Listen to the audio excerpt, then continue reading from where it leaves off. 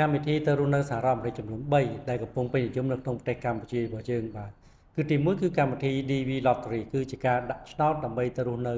សហរដ្ឋអាមេរិកទាំងគ្រួសារបាទខ្ញុំជឿថាកម្មវិធីមួយនេះបងប្អូនអាចបានជ្រាបហើយថាគឺជាកម្មវិធីមួយដែលយើងអាចដាក់ឆ្នោតសងសំណាងទៅរស់នៅសហរដ្ឋអាមេរិកដែលទើបនឹងបញ្ចប់ទៅថ្មីនេះបាទហើយកម្មវិធីទី2ទៀតគឺកម្មវិធីហៅថា EB3 EB3 ក៏ជាកម្មវិធីរបស់សហរដ្ឋអាមេរិកមួយដែរដែលយើងអាចទៅរស់នៅជាលក្ខណៈគ្រួសារផងដែរបាទហើយការដាក់ពាក្យនៅក្នុងកម្មវិធី EB3 ហ្នឹងគឺយើងដាក់ទៅធ្វើការលក្ខខណ្ឌនៃការដាក់ពាក្យនោះគឺបងប្អូនត្រូវមានអាយុចន្លោះពី18ទៅ50មានសុខភាពល្អប្រវត្តិរស់នៅល្អនិងមានសញ្ញាបត្របដិបកម្មវិធី B3 នេះខុសពីកម្មវិធី DV Lottery ថងថាកម្មវិធី B3 នេះគឺយើងបង់ថ្លៃសេវាទៅឲ្យខាងមេធាវីគឺគេរត់ការយើងតែម្ដងចំណែកកម្មវិធី DV Lottery បងប្អូនអត់តម្រូវឲ្យបង់